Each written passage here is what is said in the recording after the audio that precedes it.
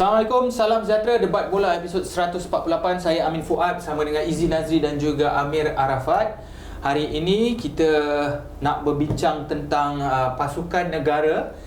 Sedikit sebanyak pasukan negara sebab kita ada, walaupun Piala Malaysia tengah berlangsung, tapi kita tahu beberapa keputusan tentang Harimau Malaya, tentang stadium mana nak digunakan untuk Piala AFF, dan ada beberapa cerita-cerita hangat yang lain.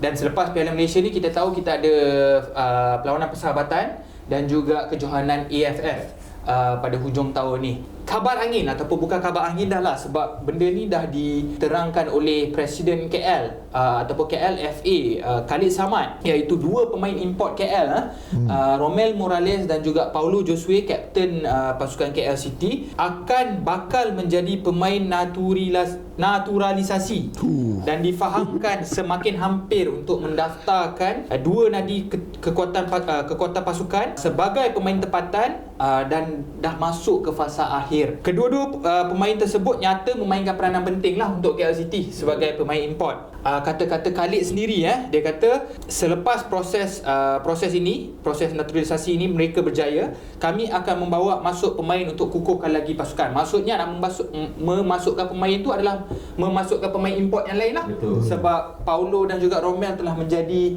naturalisasi pemain tempatan. Okey, aku baca dulu background Paulo Josue sebelum Izzy dengan Amir nak menjawab soalan. Paulo Josue dan juga Romel Morales ni. Paulo Josue menyertai KL pada tahun 2017. Dah berumur 33 tahun dan berasal daripada Brazil. Bermain di posisi penyerang. Dia boleh main di posisi penyerang, di belakang penyerang, dan mempunyai kaki kiri yang berbisa, seperti kita tahu, mempunyai boleh melakukan orang kata sepakan bebas ataupun sepakan percuma yang baik. Corner kick, sepakan corner pun selalu dia yang ambil lah. Sepakan mati lah. Musim ini sahaja dah bermain 28 kali, menjaringkan 12 gol dan 9 assist secara keseluruhan, tak termasuk perlawanan terbaru ni lah. Sudah hampir masuk tahun ke-6 tak salah aku, Paulo Josue berada di Malaysia dan lebih 80 perlawanan untuk KL City sejak tahun 2017. Dan apa yang menarik, beliau kini adalah penjaring gol terbanyak keempat untuk pasukan KL, di belakang Fandi Ahmad dan juga Di Paula sepanjang zaman. Belakang Di Paula tu, Di Paula nombor 2 tau. Untuk KL sepanjang zaman. Okey, Romel Morales pula lebih muda, 25 tahun, daripada negara Colombia. Start bermain di Malaysia bersama pasukan PKNS sebelum berhijrah kepada Melaka United. Boleh bermain sebagai penyerang, pemain sayap dan juga di belakang penyerang. 26 penampilan musim ini, 9 gol dan 2 assist, mempunyai kebolehan untuk memegang bola. Dan dia ni besar sikit, so dia kebolehan tanduk dia boleh, macam Paulo Josue pun boleh tanduk juga tadi. Boleh tanduk, dia boleh pegang bola dan dia boleh menjaring anggulan. Dan tak salah aku, posisi asal dia bukan penyerang. Setuju dengan proses naturalisasi pemain seperti Paulo Josue dan juga Romel Morales? Aku setuju dua orang pemain ini dinaturalisasikan sebab aku memandang kualiti antara mereka berdua dan juga naturalisasi yang sedia ada. Iaitu Soumaré, Liridon dan juga Di Paula. Liridon aku letak ke tepi dulu pasal Soumaré aku letak ke tepi dulu pasal kita tahu Soumaré pernah ke depan untuk Harimau Malaya. Untuk dua orang ni lagi, aku rasa untuk keadaan sekarang, kualiti sekarang memang dia sangat jauh dengan Romel dan juga Josue. Sebab kita tahu Josue dengan Romel adalah key player untuk KL, menjuarai Piala Malaysia, berada di pentas final untuk AFC Cup. So pada aku tak ada masalah dan aku bersetuju dengan naturalisasi tersebut. Dia berbeza, aku just tambah sikit sebelum Amin nak jawab. Dia berbeza yang aku nampak dengan Liridon dengan Di Paula. Liridon dengan Di Paula juga pernah perform dulu. Betul. Tapi masa dia nak dinaturalisasikan, time tu dia dah tak perform. Betul. Kan? Sebab Liridon dah di JDT 2, kita tahu. Di Paula pun macam dekat Perak tak berapa perform, lepas tu dia pergi kepada JDT. Betul. Tapi dia orang ni tengah perform. Tengah perform. Jadi kualiti dia bagus. Macam mana, man? Aku setuju ada beberapa faktor lah. Kalau kita tengok satu aspek, kalau kita tengok secara individu sekali, aku rasa aku tak berapa setuju sangat dengan Paulo Josue sebab mungkin age dia kot. Dia pun dah 33. Umur tu satu lah. Dan nak mention lah. Dia pun dah 33. Tiba-tiba janganlah kau expect tiba-tiba macam Mat Don, umur 32, 31, macam 32. Di Paula dah berapa dah? Di Paula dah berapa kan? Jadi kita pernah bincang benda ni. Patutnya umur tu pun menjadi salah satu faktor yang penting lah. Macam litak sendiri pun aku rasa tak perlu dah. Okey, tapi untuk Paulo Josue, tapi untuk Romel Morales aku rasa, aku setuju. Permainan pun ada dalam satu video dengan Harimau Malaya kot. Dia kata dia setuju sebab dia muda lah. Jadi aku pun setuju juga lah. Dia banyak masa lagi lah. Banyak masa, tetapi dengan bersyarat kedua-dua pemain, tak kisahlah, tapi sekarang dah dah dinaturalisasikan. Tetapi dengan syarat lah pada aku, diorang ni kena kekal bermain. Maksudnya kekal bermain macam Litak. Kita tak tahu Aguero ataupun Litak lagi 1 tahun 2 tahun tiba diorang jumpa dia punya prime dia balik. Jadi yang penting whatever it is, pemain yang dinaturalisasikan ni perlu bermain. Tidak boleh duduk kat bangku simpanan. Tak boleh duduk di bangku simpanan lah. Maksudnya there's a value lah kita nak value lah. Macam aku pula. Aku nampak kat sini sebab Khalid Samad dia dah mengeluarkan satu kenyataan, maksudnya dia naturalisasikan pemain ni sebab untuk KL. Betul. Bagi aku pula yalah, of course lah untuk KL, untuk Pahang pun Litak dengan Sergio Aguero untuk Pahang, untuk negara. Tapi untuk aku pula, kau nak bagi seseorang tu pasport ataupun IC, benda ni kena bagi faedah kepada pasukan negara. Betul, negara. Dia kena lebih daripada 90 minit dalam padang saja tau. Kalau tak bagi faedah, hanya bagi faedah kepada kelab, bagi aku itu merugikan. Sebab yang nak bagi kerakyatan adalah pasukan, negara Malaysia tu sendiri, pasport tu sendiri kan. Dan kita tahu faedah dan kelebihan ni bagi lebih kelebihan kepada kelab kan. So bagi aku 50-50 bab ni. Aku lebih suka mungkin Romel Morales sebab faktor usia macam Amir cakap. Paulo Josue tu aku tak pasti berapa tahun lagi yang kita boleh pakai dia. Mungkin musim depan, 2 musim lagi dia dah tak perform, kita tak tahu. The problem dengan program naturalisasi ni, bukan aku tak setuju, aku rasa aku okey kalau beri faedah, tetapi aku tak nak orang fikir, ataupun bukan orang fikir, kelab ni semua fikir ini adalah jalan pintas. Betul? Ya, betul, ini jalan pintas untuk mencari pemain untuk mewakili Harimau Malaya. Tapi problem mentaliti yang kita ada pada kelab-kelab sekarang atau pasukan-pasukan sekarang, bila kita dah buat ni, kita tak perlu buat dah program pembangunan. Betul. Dan katakanlah kalau semua kelab buat program naturalisasi ni, apa akan jadi pada slot-slot pemain tempatan? Faham tak? Maksudnya nanti akan dipenuhi dengan pemain naturalisasi dan slot untuk pemain tempatan akan semakin berkurang. Bukan aku tak nak diorang mencabar, tapi kalau contoh kualiti macam Di Paula, Gridon, dan pembaziran masa lah bagi aku. Betul. Kau cakap tu betul. Aku cuma nak timbulkan sedikit persoalan. Tapi once kita dah naturalisasi seorang pemain tu, apakah jaminan dia akan perform di peringkat negara? Tak ada jaminan. Tak ada jaminan. Benda tu memang. Tapi itulah aku cakap yang paling highlightnya sekali. Bila kita tahu tak ada jaminan tu satu isu. Kita tak counter dengan isu age. Dia macam ni, apa yang aku cuba sampaikan, aku nak menyokong betul perkara tersebut. Tapi aku sendiri ragu-ragu dengan keberkesanan benda tu. Macam mana? Ya, of course tak ada jaminan ada benda ni. risiko lah. Tapi ada risiko. Tapi risiko tu boleh diminimumkan dengan kau sedarlah hati. Romel baru 25. At least kau ada 5 years kat situ. Takkan dah start 5 tahun dia tak perform. Ini 33 kau ada macam 2 pun dah extra maksimum lah tu. Di Paula bagi aku dah habis. Dan aku dengar, apa yang aku dengar, bila pemain naturalisasi ni atau pemain import ni jadi pemain tempatan, gaji masih sama. Ya, betul. Aku baru tersentuh Contoh isu tu. macam Paulo Josue dengan Romel Morales, gaji masih sama. Jadi kos untuk pasukan jadi naik. Jadi benda tu tak berkurang. Tak berkurang. Jadi kita tahu pemain tempatan yang mungkin lebih baik tak dapat peluang dan gaji lebih sedikit. Faham tak? So bagi aku itu isu yang kita kena kupas lah. Dan bercakap pasal slot ni kan, bila dah lambatkan pemain naturalisasi di Malaysia ni, dah lah slot berkurangan. Lepas tu anak watan kita ataupun anak Malaysia kita tak ramai pemain di luar negara. Jadi kelompok tu untuk pemain tempatan menjadi lebih kecil. So far aku tak nampak kesanan dia lah. Jadi macam politik lah. Okey, soalan seterusnya untuk korang. Adakah program naturalisasi untuk pasukan Malaysia berjaya setakat ni?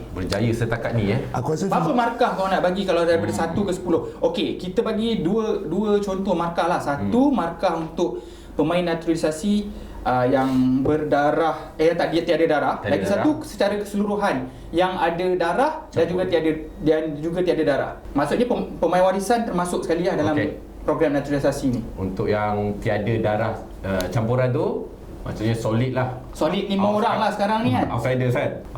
Untuk yang tiada darah campuran, aku bagi 7. 7? Oh, tinggi. 7. Itu pun sebab Semarih aku rasa kot. Aku bagi more than tinggi right? Kesemua aku boleh bagi 10. Kau kan? Aku tinggi 7 tu. Berapa kau nak bagi? Maksudnya program naturalisasi ni berjaya lah di mata kau. Sebab dia ada campur tu. Kau mention pasal yang tapi 7 tu pun tinggi juga sih. Maknanya 17/20. Kalau aku mungkin separuh lah. Aku ngam-ngam. Kau bagi 5? Aku bagi 4. Bukan 5 lah. Ngam-ngam 5. Korang macam tak bersetuju bila aku bagi 7 kan?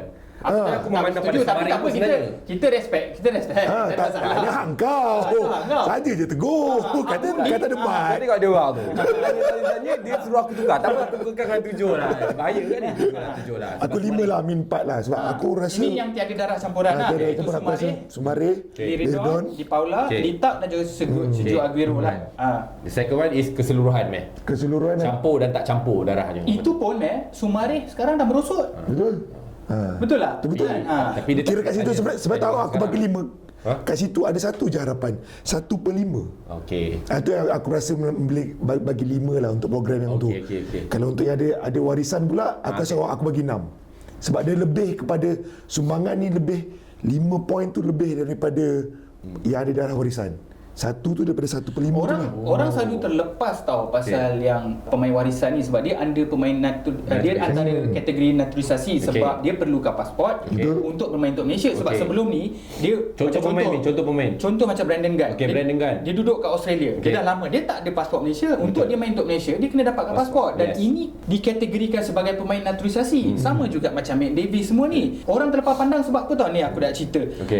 Pemain naturalisasi yang berdarah mungkin yang paling berjaya kat sini adalah Brandon Gunn, Corbin, Matt Davis, Dion Kools. Ni aku bagi kategori A lah. Kategori A maksudnya. Betul aku bagi 10 ni pasal aku tengok Corbin Ong. Okey, kita tengok pula kategori B yang aku bagi kategori B lah. Dan baru-baru ni Darren Lock baru membuahkan hasil.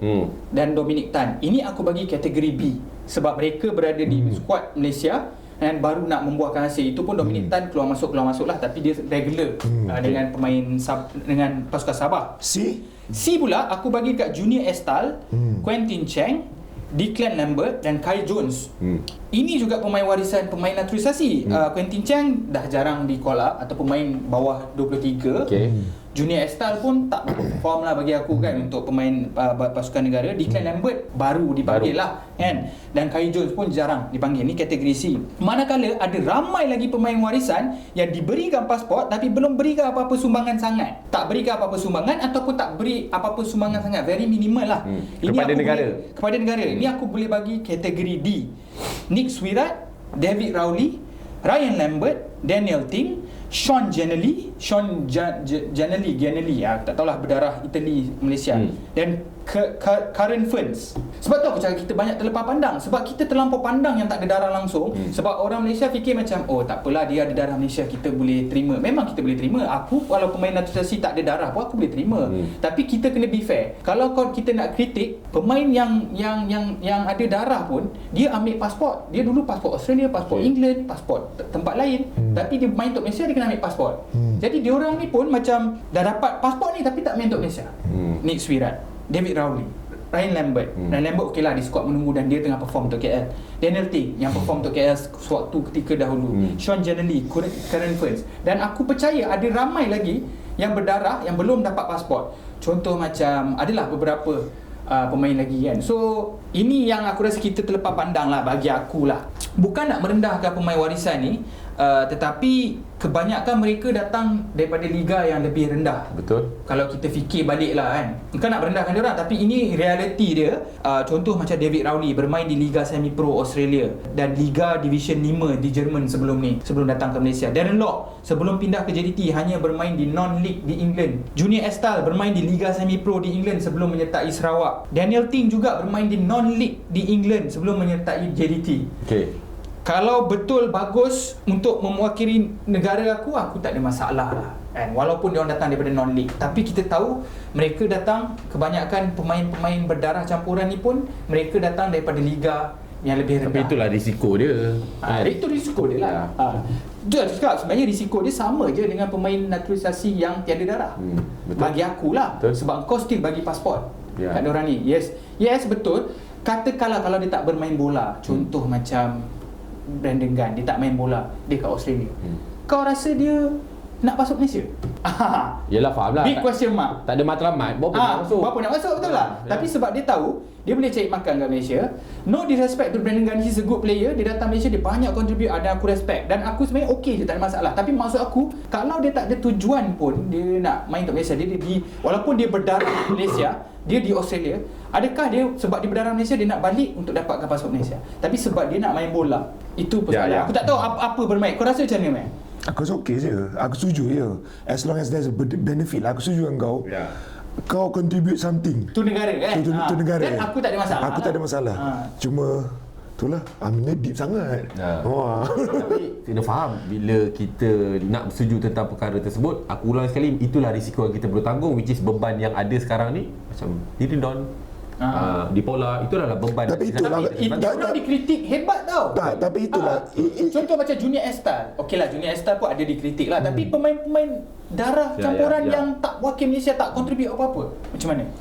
Dia, aku rasa media pun mainkan peranan juga dalam isu-isu macam ni. Mungkin Sebab juga. kau tak highlight Nick Suirat, tapi kau highlight Dipola, macam mana kan? Aku tak rasa semua orang kena Nick Suirat, tapi semua orang kena Dipola. Ibarat begitu. So aku rasa benda tu pun menjadi satu kayu pengukur untuk sebab, kita kritik sebab seseorang. kita marah Litak dengan Sejak Agro dinaturalisasi dan dia tak dipanggil oleh Malaysia. Betul lah. Kita kata buat apa dinaturalisasi kan? Betul. Sama juga pemain darah campuran berlambat-lambat yang tak dipanggil wakil Malaysia. Betul. Betul tak? Betul. So aku rasa kita tinggalkanlah pasal program naturalisasi ni. Easy memang suka, Amir tak suka. Kesimpulan 50-50 lah. Okey. Malaysia tengah sedap. Okey, Harimau Malaya berdepan tentangan daripada dua buah pasukan iaitu pasukan Kemboja dan Maldives untuk perlawanan persahabatan akan datang. Kedua-dua pasukan ini mempunyai FIFA ranking lebih rendah daripada Malaysia. Maldives di 154 dunia dan Kemboja 177 dalam dunia. Ramai orang berpendapat kenapa Malaysia bermain dengan pasukan lebih rendah rankingnya berbanding melawan pasukan lebih kuat, dan FAM telah mengeluarkan kenyataan bahawa pemilihan perlawanan persahabatan ini adalah berpandukan susunan perjalanan pasukan sepanjang Piala AFF. Aku pun tak faham apa dia cakap berpandukan susunan perjalanan pasukan ni sebenarnya. Aku membaca kat cerita tu Min. Aku rasa lah. Aku tak tengok peta, tapi aku rasa mungkin perjalanan tu kot nak menuju ke perlawanan yang terakhir untuk piala tu. Kau baca dia ada bagi tahu mula-mula. Bukan dia orang main dekat Malaysia ke? Mana? Kemboja dengan Maldives ke kita kena travel sana? Kita main away ke home? Aku tak tahu. Travel away ke? Betul juga tu. Aku meneka je ni, bukan kan? Tak salah, tak tahu, aku tak pasti. Tapi apa pendapat korang dengan perlawanan persahabatan ni? Sebab orang kritik, orang cakap kenapa tak lawan tim lagi kuat? Yelah, Aku kurang setuju lah sebenarnya. Kalau kau tanya aku sebenarnya tak ada masalah. Sebab salah satu kenapa aku cakap untuk cerita ni tak ada masalah. Okey. Sebab apa aku tak ada masalah?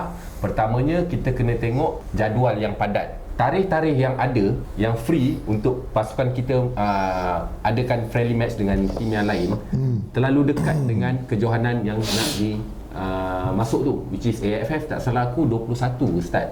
And then perlawanan akhir persahabatan kita 14 hari bulan. So 14 ke 21 tu gap dia seminggu. Mungkin perlawanan itu bersesuaian sebab waktu yang singkat. Sebab andai kata kalau kita lawan tim yang lebih kuat daripada kita, ranking lebih tinggi, mungkin akan berlaku kecederaan lebih tinggi. Peluang untuk cedera tu lebih tinggi. Jadi untuk proses recovery apa semua tu kan tak cukup masa. Ini aku rasalah mungkin itu reason diorang bersetuju untuk lawan ranking lebih rendah. Sebab tu kenyataan daripada FAM tu aku tak berapa faham bila dia cakap susunan perjalanan pasukan tu apa maksud trip dia? Aku nak trip tadi malu aku. Tak tahulah, aku tak faham Typo tu. Typo. Sebab tulis panjang-panjang, tapi aku pun tak tahu apa sebab dia tulis panjang-panjang tu. Macam aku awal-awal aku cakap aku kurang bersetuju lah sebab FM ni dah beri bayangan awal sedia lawan ranking lagi tinggi daripada waktu Jun hari tu. Okey. Cerita Agung dia tu, siapa nama dia?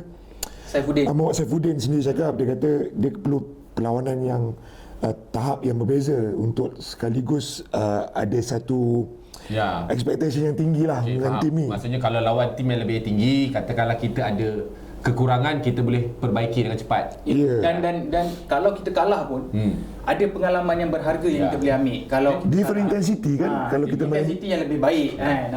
Sebab kalau kau tengok kita bermain dengan tim macam lawan Thailand, lawan Tajikistan dalam bagus untuk kita. Kings Cup. Kita boleh bersaing sebenarnya. Dalam kita cakap kita tengok Safawi punya position out of position baru kan. Tapi kita boleh bersaing. Jadi bermakna sebab tu aku expect bukanlah Maldives. Okey, Maldives perlu di situ sebab dia orang ada rekod dengan sebagai juara South Asian tu semua. Tetapi untuk Cambodia tu boleh cari pasukan lebih baik. Aku rasa perlu satu pasukan mungkin lah tak ada pasukan yang lebih tinggi yang free at that time untuk lawan. Saifuddin kata daripada Jun hari tu berapa Tapi sekarang Saifuddin dah kena sack dah. Dah kena pecat. Yelah, time tu tak kena sack sebab tak buat kerja tu. Tu dapat Cambodia. Tapi aku tanya kau, perlawanan persahabatan ni luar kalender FIFA betul? Kalender FIFA.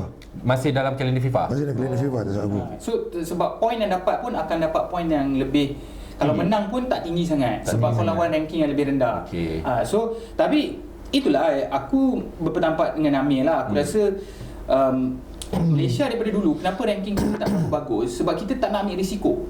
Kita selalu lawan balik-balik pasukan yang sama dan pasukan yang tak berapa kuat. Kalau lepas tu bila kita kena jumpa pasukan Arab, kita kena bedal. Sebab kita dah tak biasa dengan intensity tu. Kita adalah pasukan Piala Asia tau. Kita kena ingat sekarang ni. Bukanlah aku nak merendahkan Kemboja dan Maldives. Cumanya sekarang ni kalau lawan Kemboja dan Maldives kau kalah, lagi malu sebab dia orang ranking lagi rendah. Sekarang kau sekarang. Actually kau put pressure tau kepada diorang. Jadi sebab aku berpendapat kan, macam aku cakap Izzy minggu lepas lah, aku berpendapat sebenarnya Malaysia ni sepatutnya berada di 120 yang terbaik dalam Betul. Itu sepatutnya kita berada dan kalau kita tengok realitinya kita 140 lebih, dan aku yakin sebenarnya Malaysia lebih baik daripada pasukan macam Hong Kong, Sudan, Suriname, Zimbabwe, Tanzania dan lain-lain. Cumanya kita berada di situ sebab daripada dulu lagi kita tak nak ambil risiko. Kenapa JDT bila main AFC Champions League dia dapat pergi jauh, lepas tu footy ranking kita naik ataupun liga punya ranking naik, sebab dia ambil risiko untuk main AFC Champions League untuk menang dengan tim besar ni, tetapi Malaysia tidak. Faham tak? Itu tak tahu lah, tapi mungkin ada juga dalam pemikiran Kim Panggon cakap mungkin dah dekat tak nak ambil risiko sebab kecederaan. Aku menjagakan itu sebab aku tengok gap dia sangat dekat. Dan mungkin nak uji pemain baru, aku tak tahu kan. So dan juga mungkin dia nak motivasikan pemain dia bila menang, motivasi lebih tinggi masuk ke pertandingan yang lebih besar seperti AFF. Dan aku dengar cerita pun AFF ni Vietnam tak panggil star player dia. Betul. Thailand pun tak ada star player dia. So sebenarnya apa nak jadi dengan kejohanan AFF ni? Sebab dia bukan dalam kalender FIFA. Okey, orang ramai cakap AFF ni penting apa. Ya okey fine, sebab dia antara kejohanan yang orang kata untuk kejohanan di rantau ASEAN ni ataupun rantau Asia Tenggara ni dia penting macam ni lah. Vibe Piala Malaysia. Ataupun Copa America untuk ni lah region ni lah kan, untuk kita punya kawasan ni. Tetapi kalau Vietnam tak hantar the best player, Thailand tak hantar the best player, dan Betul. faham tak maksud aku kan? Faham. Tapi adakah kalau lawan dengan ranking tinggi, kau akan timbulkan persoalan apabila Vietnam tak hantar tim yang first team, Thailand tak hantar first team? Macam mana pandangan kau? Macam mana? Kalau kita lawan dengan pasukan ranking lebih tinggi, adakah kau akan timbulkan persoalan Vietnam tak hantar star, Thailand tak hantar star? Adakah kau akan timbulkan persoalan tu? Sekarang kau timbulkan sebab kita lawan ranking lebih rendah. Yalah, tapi kena ingat AFF bukan berada dalam kalender FIFA. Okey, so jadi poin dia tak banyak. Okey.